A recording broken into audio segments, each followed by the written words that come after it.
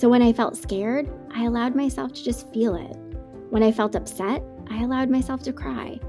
I shared how I felt and I asked for support rather than trying to act like I was okay. Welcome to a Healthy Push podcast. I'm Shannon Jackson, former anxiety sufferer turned adventure mom and anxiety recovery coach. I struggled with anxiety, panic disorder, and agoraphobia for 15 years. And now I help people to push past the stuff that I used to struggle with. Each week, I'll be sharing real and honest conversations along with actionable and practical steps that you can take to help you push past your anxious thoughts, the symptoms, panic, and fears. Welcome. You're right where you're meant to be. If you follow me on social media, you probably already know that me and my family got COVID back at Thanksgiving. And I want to share my experience with having COVID because I know that lots of people have anxiety surrounding the virus, and I think that sharing my experience and also what I learned along the way will be helpful. And I'll be honest, I've been very hesitant to share my journey with COVID, especially on social media, because I don't want to cause anyone any increased anxiety. While I know that lots of what I share in this episode will be helpful, I also recognize that it may be triggering to some. So if you're feeling like you just aren't ready for this episode, that's okay. Hit pause now and come back to it when you feel it's right for you. And if you don't hit play on this episode, it's absolutely okay. Don't beat yourself up. Know that you're making the best and right decision for you. All right, I want to start by giving you a quick rundown of before I actually got COVID. Like lots of people, I was pretty hesitant about getting the vaccine. And you might already know this, but I actually work in the healthcare field and have for over 15 years. I currently manage an OBGYN practice. And where we live, healthcare workers, among many other first responders, have been mandated to get the vaccine. And like lots of people, I wanted to make sure that I was well informed about the vaccine, the potential side effects, and hey, I'm human. I also wanted to make sure that it wasn't causing long-term effects. So after waiting a little bit and doing my research, I got the vaccine last summer. Adam, on the other hand, he got it as soon as he was able to at the beginning of 2021. But waiting just felt right for me, and when I finally did it, I felt good about it. And like many others, I, of course, had some anxiety about getting the virus. Although I'm vaccinated, I'm well aware that you can still get the virus. So, like many others, I, of course, had some anxiety about potentially getting COVID.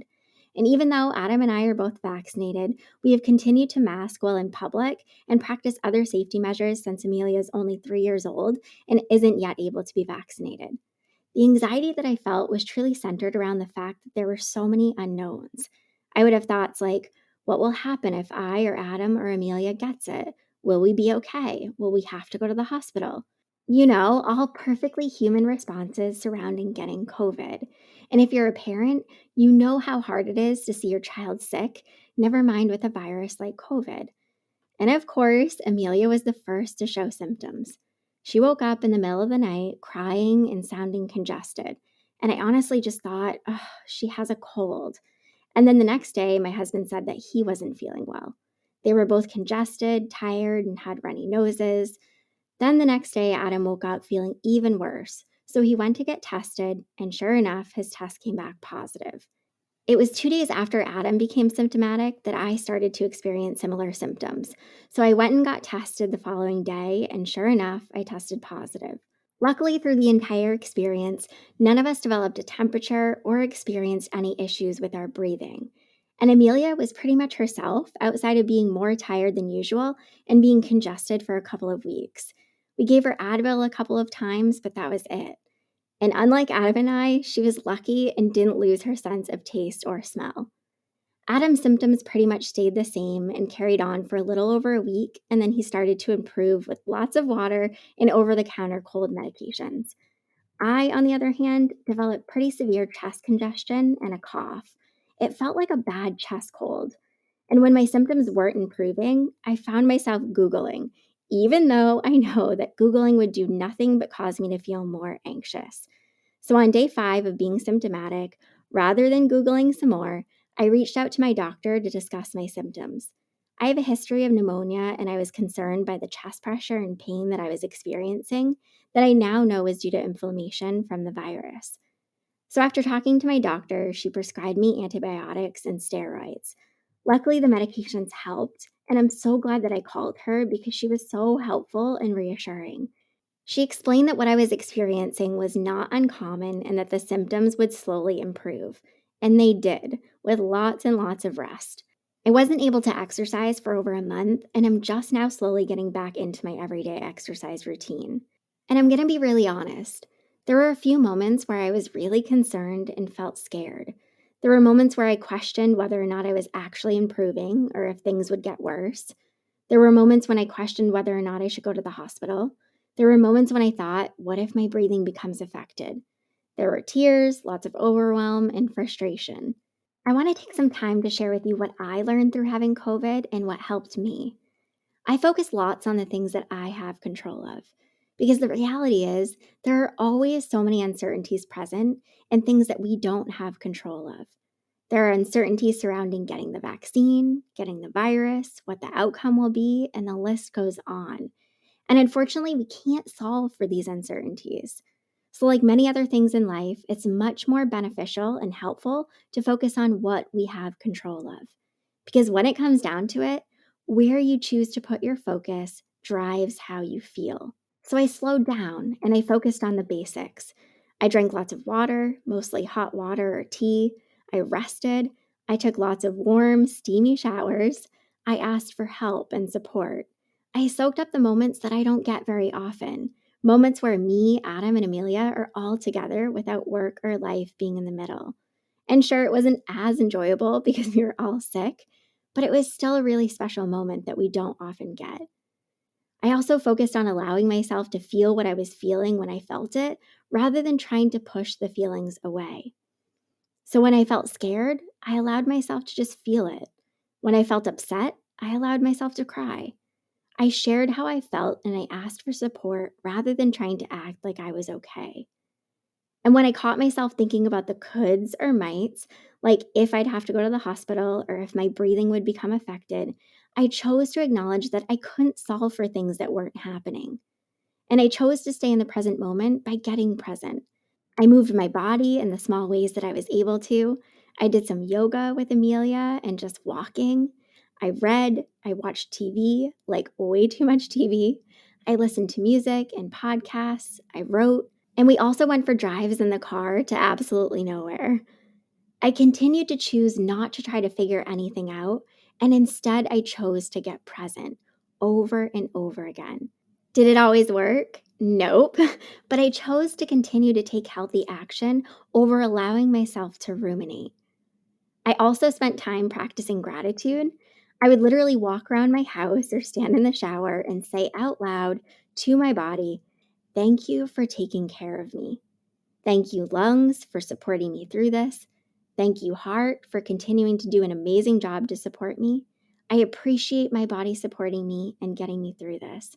I appreciate my body keeping me healthy and safe." And I do all this while putting my hand on my chest and over my heart. Yep, call me crazy, but practicing gratitude like this out loud is something that has helped me tremendously over the years. It's not only a great mindfulness practice that helps me to get present, but it also allows me to recognize the many truths and the simple things that we often lose sight of. Things like our health and our body's amazing way of supporting us, even through sickness and hard times. I want to share a few more powerful truths with you. It's important to acknowledge that you're often having a very human response to things. When you struggle with an anxiety disorder, you often convince yourself that you shouldn't be responding in the way that you are. In other words, you convince yourself that you shouldn't be feeling anxious. It's like you hold yourself to an unrealistic expectation because you feel anxious and it somehow means that you aren't healing. Quick note, feeling anxious doesn't mean that you aren't healing. The truth is, it's totally natural to feel anxious about a lot of things, especially about something like COVID. And this leads really well into the next truth. It's okay to feel anxious and it's okay to feel scared. It's natural to feel anxious and scared at times. Allow yourself to feel what you're feeling when you feel it because it'll help you to process the emotions and to move past them more quickly and with less tension. And don't try to figure out why or how to make it stop or find meaning in it. Just allow yourself to feel it and then take the healthy action so that you can move on. You choose where you put your focus. So the next time your mind wanders off into the land of coulds or mights, choose to stay present. Don't try to solve or figure anything out. And yes, this is hard, but you'll get better at it with practice. And trust me, I know how hard it is not to Google things, especially while you're struggling, but it'll be so much more helpful for you to get off of Google and instead choose to get present or even call your doctor if you're truly concerned. Because the truth is, Google can't give you the answers that you're seeking, and it sure as heck can't solve for uncertainties. And the most important one, yes, there are always uncertainties present in life, but there are uncertainties present every single day, and you typically thrive even when they're present. Don't forget that even really good things happen even when there are uncertainties present. Uncertainty doesn't automatically equal bad, and especially doesn't equal worst case scenario. All right, I know that some of you might have been thinking throughout this episode, Shannon, you and your family got COVID even though you're vaccinated. So is it even worth it to get the vaccine? And I can only share with you my personal thoughts stemming from my experience. I'm grateful that I got the vaccine because the reality is I don't know what things would have looked like had I not gotten it. Sure, maybe nothing would have been different, but that's an uncertainty that I didn't want to face, especially when I had control of whether or not I would have to face it. And when I'm eligible, I'll get my booster because I feel that it's the right decision for me. If you're on the fence about getting the vaccine, I'm not here sharing my story to push you in one direction or another. But just know that it's always important to educate yourself and make the decision that you feel is best for you. I'll link to a couple of resources in the show notes that I found helpful when making the decision for myself so that you can take a look at them if you'd like to. And if you struggle with health anxiety, I know that COVID has likely added more anxiety and layers to your already overwhelming struggle. So I'll be releasing a special episode this week on health anxiety. In the episode, I interview Lily from Peace from Within, and it's an amazing one. And she actually shares some of her own journey with having COVID.